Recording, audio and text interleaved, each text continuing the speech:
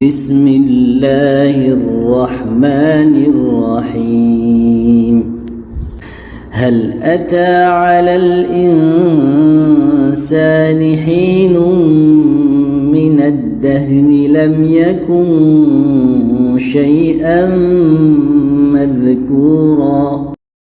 سورة الناس. تفسير سورة الناس. قل الخطاب للنبي صلى الله عليه وسلم ولنا.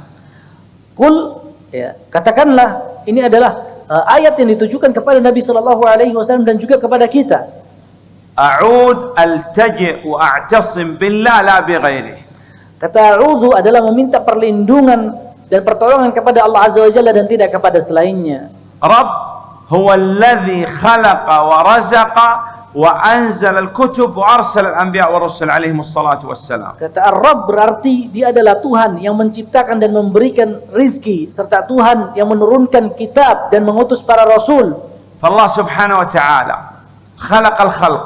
Allah subhanahu wa ta'ala menciptakan ciptaannya. Wa amaddahum birrizq. Allah subhanahu wa ta'ala juga memberikan mereka rizki. Wa khalaqa al-jinn. Menciptakan jin, wa khalaqal makhluqat kullaha, menciptakan seluruh makhluk, wa khalaqas samawat, menciptakan langit, wa langit, khalaqal ard, menciptakan bumi, wasyams wal qamar, menciptakan matahari dan bulan. Malik Allah subhanahu wa ta'ala, malik wa malik.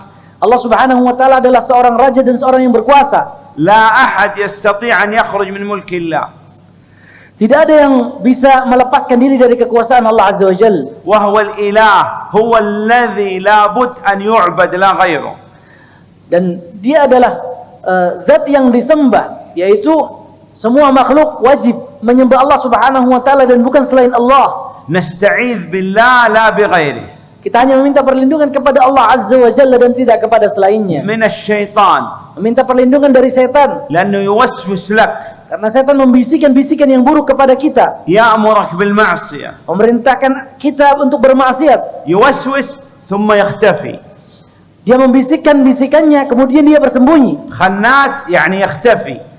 Makna kata khannas adalah bersembunyi. Yuwaswis ain? Membisikkan kemana? Fi sudurin nas. Membisikkan bisikan jahatnya ke dalam hati-hati manusia. Qala mungkin tadhun أن الشيطان فقط من الإنس فقط من الجن. Sebagian orang menyangka bahwasanya setan hanya dari bangsa jin.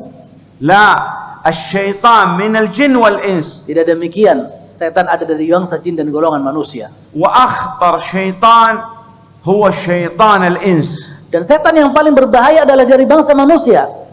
لماذا؟ Kenapa? لأن الشيطان الجن إذا قلت أعوذ بالله من الشيطان الرجيم يذهب. أما شيطان الإنس عندما تقول أعوذ بالله من الشيطان الرجيم لا يذهب. Perbedaannya, setan dari bangsa jin apabila kita mengucapkan berdoa meminta perlindungan kepada Allah dengan mengucapkan a'udzubillahi minasyaitonirrajim, dia pergi. Berbeda dengan setan manusia, ketika kita membaca a'udzubillahi minasyaitonirrajim, dia tidak akan pergi. Ayyuhuma aqwa? Mana yang lebih besar pengaruhnya? Al-ins atau al-jin? Manusia ataukah jin? Wa ayyuhuma afdal, al-jin atau al-ins? Dan mana yang lebih mulia, jin ataukah manusia? Naam, al-ins aqwa min al-jin. Manusia pengaruhnya lebih besar. Limadha? Kenapa? Kathir asya. Banyak hal. An-nubuwah ain wal risalah. Kenabian dan juga risalah diberikan kepada siapa? Fil ins la fil jin. Diberikan kepada manusia dan tidak kepada bangsa jin. Man ya'ish mutma'in fawqa al-ard? Siapa yang hidup tenang di atas muka bumi? Zahir. Al-ins wal jin mukhtafiyin.